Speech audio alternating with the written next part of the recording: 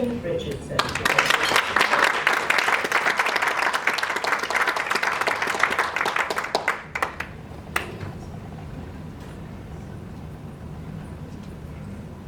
Good afternoon, ladies and gentlemen. Good afternoon. I'm very honored to be here to speak to you today. I am Fredrick Douglas. I was born Frederick Augustus Washington Bailey on the Eastern Shore in Talbot County in the year 1818. I do not know the date of my birth, as slaves did not know the date of their births. Their masters wanted them to be uneducated, unaware of their surroundings. Any slave who could read would be a worthless slave. And so the closest we could come would be planting time, harvest time, springtime, cherry time. I was taken from my mother at the time of my birth before I finished nursing. My mother was Harriet Bailey, given to my grandmother Betsy Bailey to raise me. I stayed on that plantation for about 8 years until I was sent to Baltimore to live with my master's cousins, Mr. Hugh and Sophia Hall. Needless to say, the plantations on the Eastern Shore were very severe.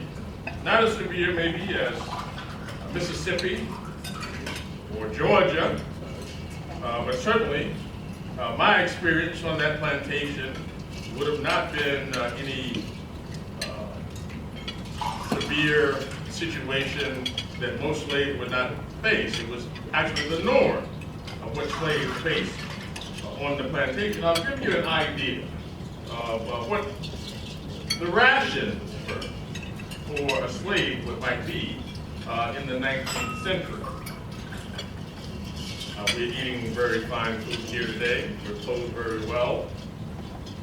But here on the plantation, the slaves of all the farms received their monthly allowance of food and their yearly clothing. The men and women slaves received their monthly allowance of food, 8 pounds of pork, or its equivalent of fish, 2 coarse linen shirts, 1 pair of linen trousers like the shirts, 1 jacket, and 1 pair of trousers for the winter, made of coarse Negro cloth, 1 pair of stockings, and 1 pair of shoes, the whole of which could have cost no more than $7.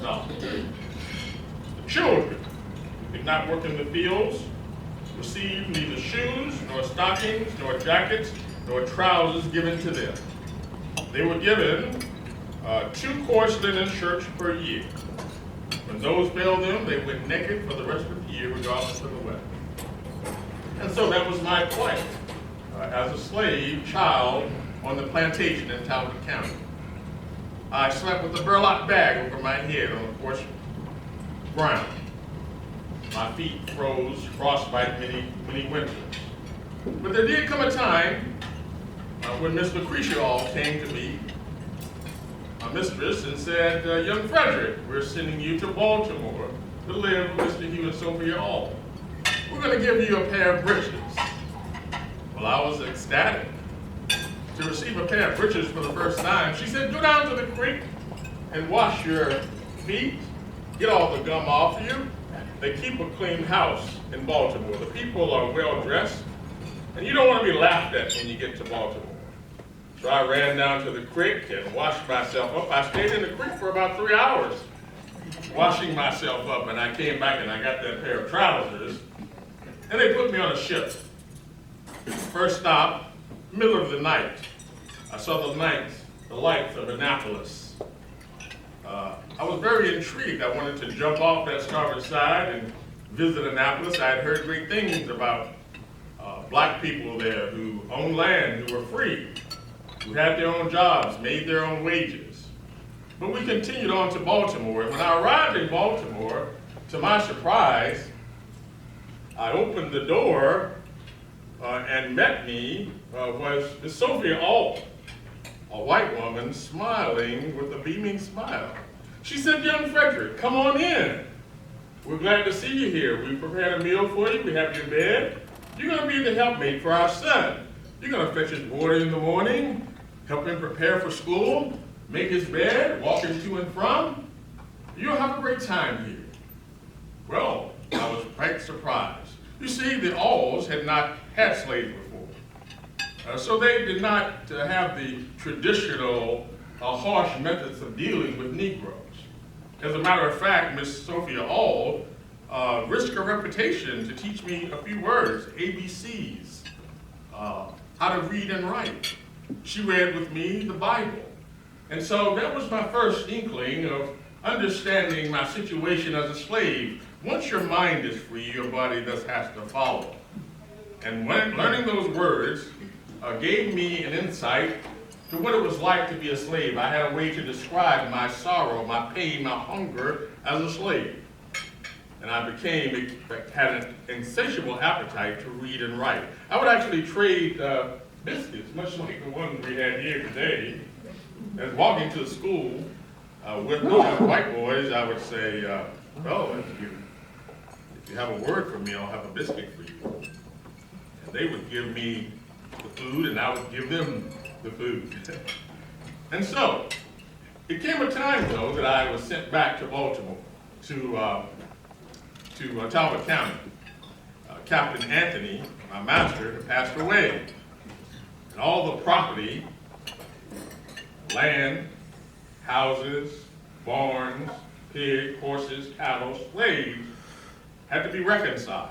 And so we were put out in the middle of a field, and that was reconciled, and fortunately for me, I was sent back to Baltimore. Well, when I got back to Baltimore, Mr. All met his wife and said, "Why are you teaching that Negro how to read? Do not teach him how to read."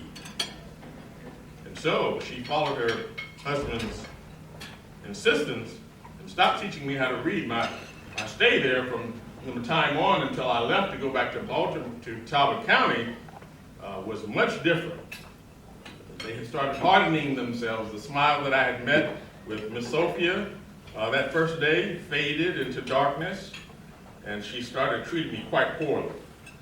Well, I don't want to take too much of your time about that experience, although it was the linchpin to my becoming a great orator. They sent me back to Baltimore. They said I was an unruly slave, of course. By that time, I knew how to read and write. And so freedom was always on my mind. I ended up escaping from slavery around the age of 19 or 20 years old. The first time we were found out, two of me, my partners, and myself were found out, and we were put enslaved in a cage, given lashes. Captain Lloyd came and bailed me out. They were just about to send me down to Mississippi, but he purchased me and put me back on the plantation. Well, the next time, I did it myself. I wrote a note saying, "Colonel Lloyd gives Fredrick permission to travel to Baltimore to visit his family on Easter." I got on a train, and I never looked back. I met my fiancée in New York, where she helped me find places to stay, and we ended up meeting up with the abolitionist movement, Mr. William Lloyd Garrison.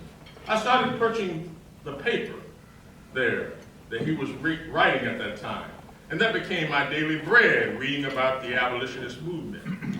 And they encouraged me to start speaking. I stood up in front of an audience such as this, white people, black people together, all fighting for the abolition. And they said, "We'd like to hear your side of things. We'd like to hear your testimony of what it's like to be a slave." Well, I was quite nervous. Of course, speaking out will get you sent back to a plantation. Even an audience like this, who all might be abolitionists, there might be some spy, some bounty hunter in the audience who would take your papers, even if you had papers, and send you back to a plantation. They called me, actually. They questioned my authenticity. They said, "You say this man is a slave, but he can read.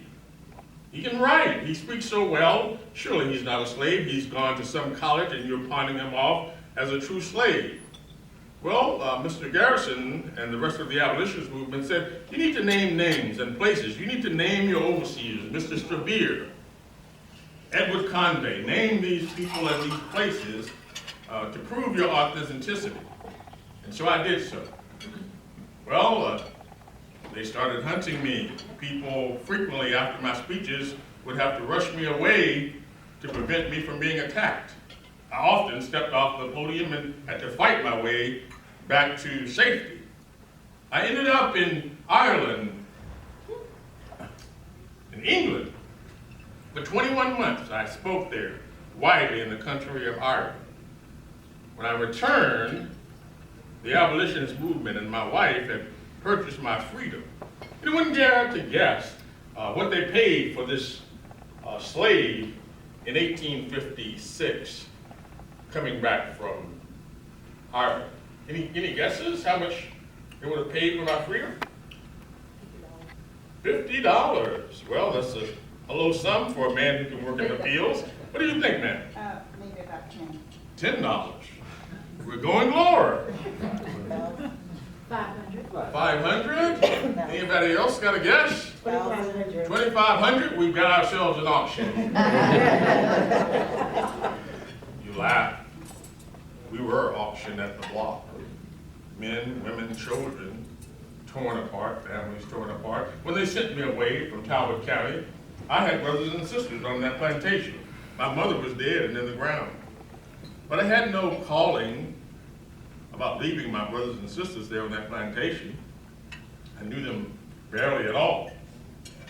But I did go on to do great things in the abolitionist movement. I started writing my own newspaper, the North Star. I ended up becoming the Consul General to the country of Haiti, U.S. Marshal for the District of Columbia. Abraham Lincoln himself sent for me and asked my counsel in the lead up to the Civil War, during the Civil War, asked my counsel about whether we should use the Negro to fight on the side of the Union.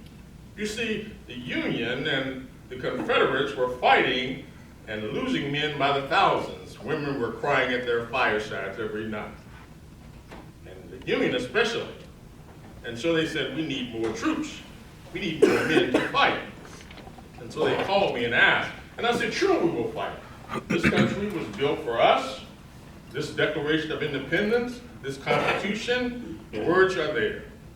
If it defends us, we will defend it. And we will show our bravery, not just to carry supplies and water, but we will pick up arms and we will fight. And so I recruited the Negro, including my two sons, Edward and Charles, both fought in the 54th Regiment. They became decorated soldiers. One was a first sergeant, the other a sergeant major. I actually became one of the first men, well, the first black man to be nominated as a vice presidential candidate. And you women might be surprised to know that the first woman to be nominated as a presidential candidate was Victoria Woodhull. The great state of Kentucky nominated her, and they said, who will we put on the ticket with Victoria Woodhull? And they came up with the name Fredrick Douglass. They sent me a telegram, and I said, well, I'm not a politician. I'm an abolitionist. I will not serve on any ticket. I will not speak for politics of the situation. I'm an abolitionist. I'll stay an abolitionist. And so this basically was my life. I ended my life living at Cedar Hill in Washington, D.C. On a big hill, I had a house there, 14 rooms, about 12 acres of land on a grand house looking over the Anacostia River. I watched my grandchildren play up and down that hill. I walked back and forth to Washington, D.C. at my job down there on a daily basis. They called me the Lion of Anacostia with the mane that I have and living by the river. And so that was my nickname. And so I did a lot of things in my lifetime, including speaking and working with the women in the suffrage movement. And thus, this is what brings me here today. And I came to share this speech with you that I did in 1888 at the Women's National Conference. You see, there were not many men who would stand up with the women of the women's suffrage. There came a time when Susan B. Anthony and Elizabeth Cady Stanton wrote the Declaration of Sentiments. 100 and some women signed that document, but only 35 men were there to sign and support them. And so when they called me in 1888 to deliver the speech, this is the speech that I gave them. And I will give it to you here today, the women in defense of the Greater Hampton Roads. Mrs. President, ladies and gentlemen, I come to this platform with unusual diffidence. Although I have been long identified with the women's suffrage movement and have often spoken in its favor, I am at somewhat of a loss to know what to say on this really great and uncommon occasion where so much has been said. When I look around on this assembly and I see the many able and eloquent women, full of subject and ready to speak, I would not now speak, but for my early connection with the cause and having been called to do so by this council. Men have very little business here as speakers, and if they come here at all, they should take the back benches and wrap themselves in silence. Well, this is an international council, not for men, but for women. And woman should have all there is to say in it. This is her day in court. I've heard many men speak on this subject, some of them the most eloquent to be found anywhere in the country. But I believe no man, however gifted in thought and speech, can voice the wrongs and present the demands of woman with the skill and effect, with the power and authority of woman herself. He can neither speak for her, nor vote for her, nor act for her, nor be responsible for her. And the thing for men in the premises to do is just to get out of the way and give her the opportunity to exercise all the powers inherent in her individual personality. Her right to be and to do is as full, complete, and perfect as the right of any man on earth. I say to her, as I say to the colored people, give her fair play and hands off. There may be some well-meaning people in this audience who have never attended a women's suffrage conference, never heard a women's suffrage speech, never read a women's suffrage newspaper. They may be surprised that those who speak here do not argue the question. The demand of the hour is not argument, but assertion. Firm and inflexible assertion which has more power than the force of an argument. If there's any argument to be made, it should be made by the opponents, not by the friends of the women's suffrage. They will find not one reason, not one consideration that can be urged supporting the right of men to vote that does not equally support the right of women to vote. When I ran away from slavery, it was for myself. When I advocated for emancipation, it was for my people. But when I stood up for the rights of women, self was out of the question, and I found a little nobility in the act. Time itself is a very conservative power. That what is, always was, and always will be world without end. We have heard this old argument before. If we live very long, we shall hear it again. Man has become so accustomed to command and woman to obey that both parties in the relationship have hardened into their respective places and thus has piled up a mountain of iron against woman's enfranchisement. Such a truth is woman's right to equal liberty with man. She was born with it. It was hers before she comprehended it. No custom law or usage can ever destroy it. Women who have thus far caused this agitation have already embodied and illustrated Theodore Parker's 3 grades of human greatness. First is greatness in executive and administrative ability. Secondly, in the ability to organize. Thirdly, in the ability to discover truth. They are seen in the order which has characterized the proceedings of this council. They are seen in the steady growth of the movement, and they are seen in the triumph of women's cause, not only in this country, but around the world. They are heard in the mantra of my newspaper, the North Star, which holds the key to my heartfelt belief of justice for the Negro and for the woman. They are repeated whenever that mantra is read out loud. Right is of no sex. Truth is of no color. God is the Father of us all. Right is of no sex. Truth is of no color. God is the Father of us all. Thank you very much.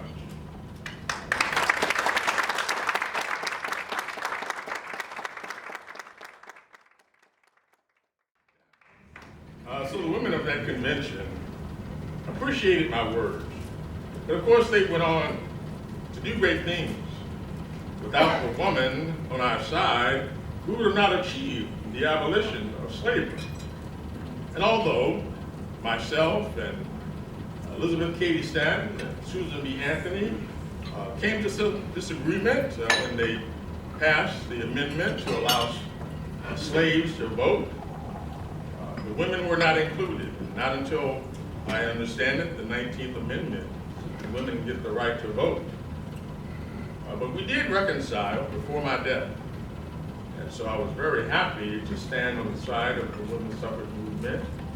And I'm very happy to be here today to see that women are still accomplishing great things, growing, and staking your claim in the society, the right to vote, the right to own land, make your own decisions. And so that is my time speaking. Of course, I'm certainly excited to take any questions from you all, or maybe you could entertain me about what it's like this 21st century that you now live in. Anyone have any questions? The day that you made the speech, tell me the story about how it looks. What's the room filled with like? How many people are there? Well, there were hundreds of women and a few men. And as I was saying, men should take the back benches in a situation like that and let you all have the floor. And we did so. There were men there who did not sign. They were there present but did not sign. And of course, any setting in that time was visited by hundreds of people, thousands in some cases. We were very active. We were agitating for the abolition of slavery. And we were very passionate about what we were doing. Of course, I just gave you an excerpt of the speech today. Most of my speeches would have lasted about an hour, and I would just be one person on the ticket. You might be getting through dessert by now. But in visiting this 21st century, someone opened a book. Obviously, the president opened a book and asked me to be here. And so I'm glad to share with you some excitement about that time, 1888. You might want to visit the Women's National Park. I'm sure that place is hallowed ground now up in Rochester, near Rochester and Syracuse. Yes, ma'am. I know there's a building named after you at Howard University. I was wondering if you could talk to me a little bit about your engagement. Well, I spoke widely throughout the United States, and if there's a statue, when I frequently come back here, they tell me there are statues everywhere of my likeness. Even in Ireland and England, there are statues of my likeness. There are pictures. I am the most photographed African American in the 19th century. And I would apologize if you did not see me smile. I am a jovial man. I do have a sense of humor, but of course, at that time, depictions of black people were negative stereotypes, and I certainly wanted the black man to be perceived as a serious person, and so you will not see me smiling in any picture. I did recognize the power of the camera. Yes. Yes, ma'am. A few years ago, there was an Academy Award movie called Lincoln, in which Daniel Day-Lewis portrayed Lincoln. And it was about the passage of the 13th Amendment. And you were not mentioned at all in that movie. Can you tell us your role in convincing Lincoln about pushing forward with the 13th Amendment during his first term? Yes, I counseled and visited the White House on 3 occasions. Other occasions, I counsel with generals and so forth, especially during the Civil War, in making sure that we represented, the black man was represented in the fight. And my son Lewis and Charles both fought in that 54th Regiment. With the 13th Amendment, as I was saying before, we were actually trying to make it so that that amendment would have not only the right for men to vote, but women to vote and the emancipation. But these were things that Mr. Lincoln was resisting. and partly because he was looking at re-election, and when you're a politician, you have to placate. You go down south, and you say that you're not for the abolition, the complete enfranchisement of the black man into American society, and then when you come back north, you say something else.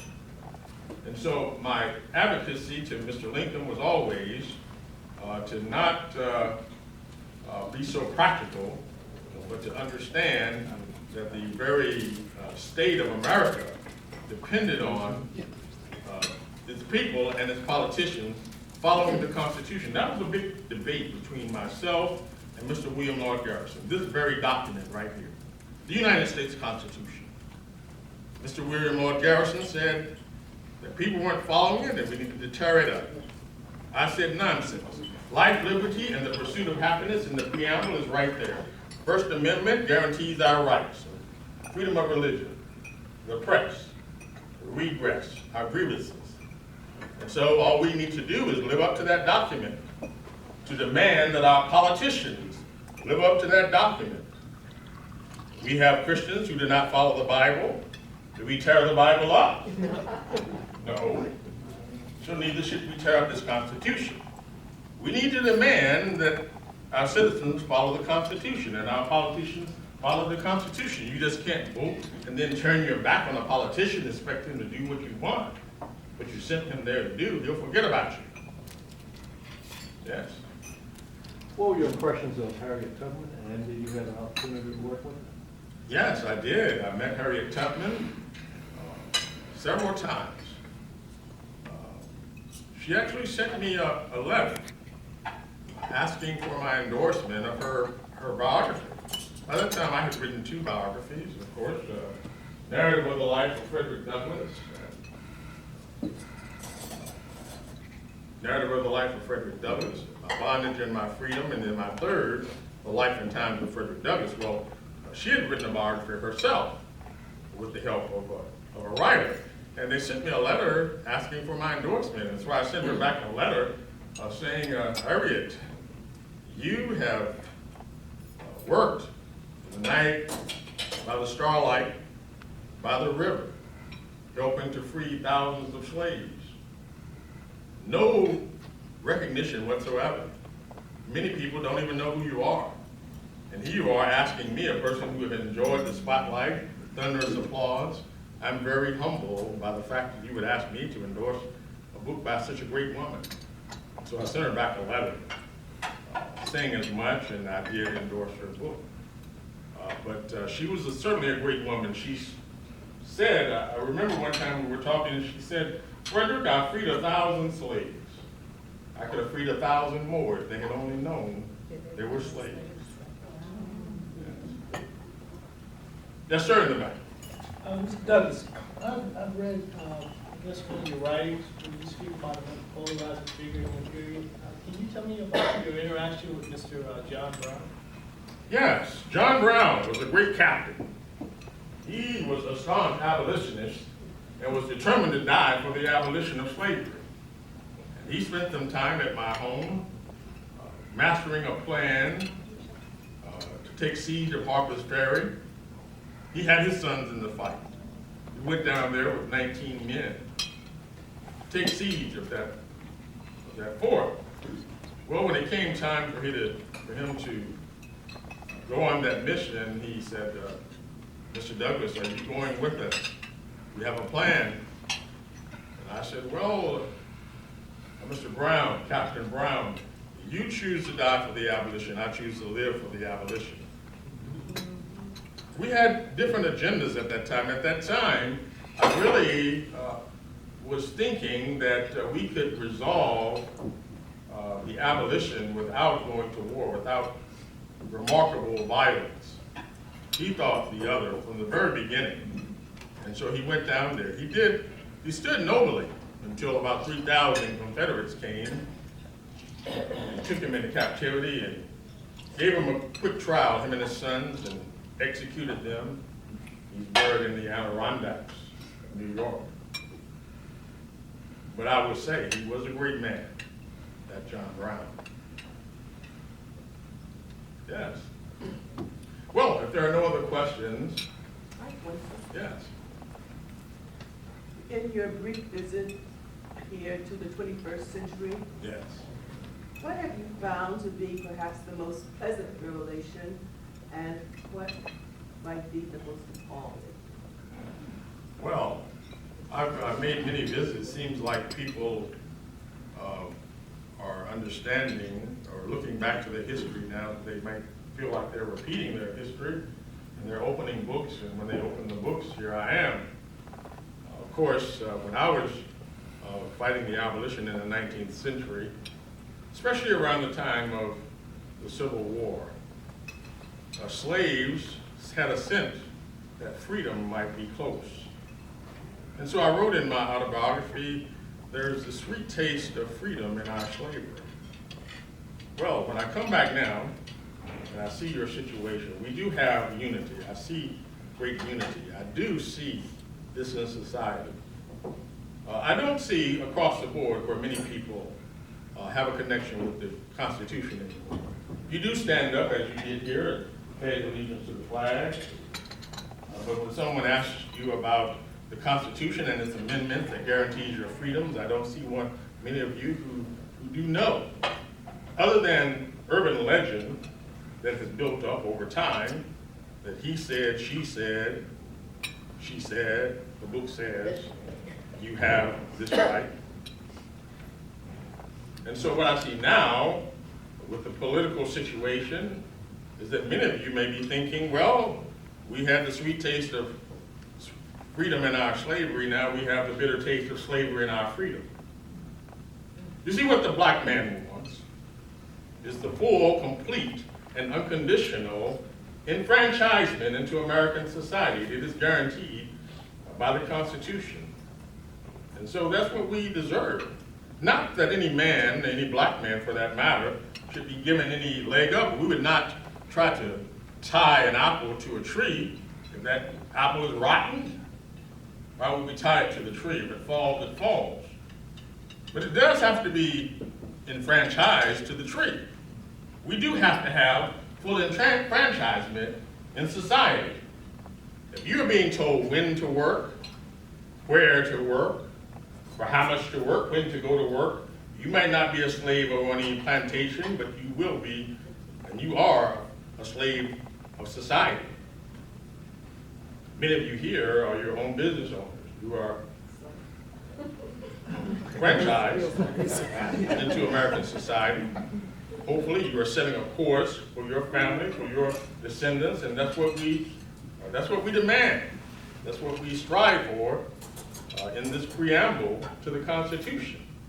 My wife, Betsy Bailey, gave me 5 children, 3 sons, 2 daughters. One of them died when she was 10 years old. And when she passed away, I married again. I married Helen Pitts. Well, Helen Pitts was a white woman. They said Fredrick Douglass, the abolitionist, marrying a white woman 20 years his junior.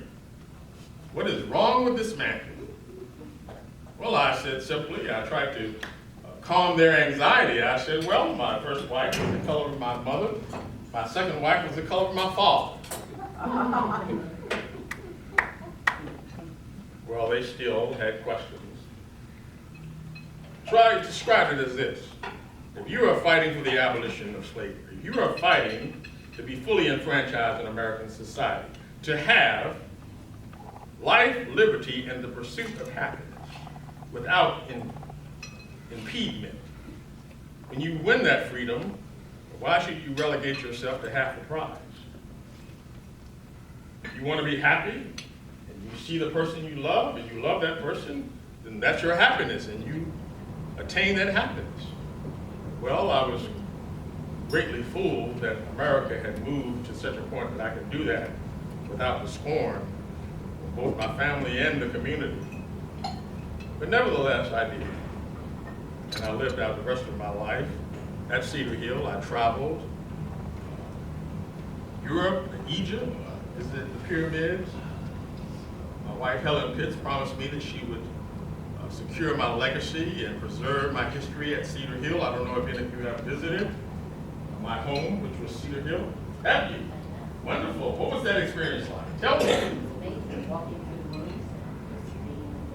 the space was amazing. Yes, yes. Yes, Had the pleasure of visiting the home and didn't have the opportunity to get in the house, but we did see the little house you had in the back. And you spent a lot of your time right. yes, yes, the big house, about 14 rooms, a lot of visitors and grandchildren and children. And so when I needed to read and get to myself and write, and rehearse any speeches, I would go there to have my own solitude. So I certainly miss that place.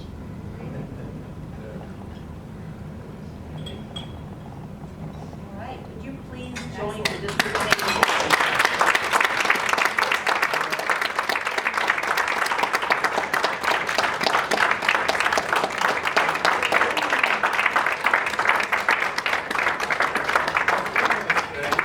As Mr. Richardson,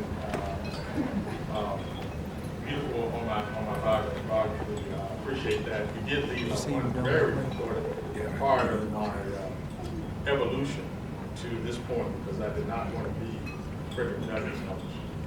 I was challenged and I resisted for quite a while. But part of my evolution as a poet, as an activist in the community, has been this lady right here. Ms. Deidre Love. She's the founder of Teens with a Purpose, which is a tremendous youth empowerment organization. She's working for a lot of years, working with poetry and the kids who use their talents, poetry, music, hip hop, rap, art, dance, to affect change in other teens. And so I invited her here today. She's certainly the celebrity of the day, in my opinion. And please shake her hand and get to know her. Thank you so much for this opportunity.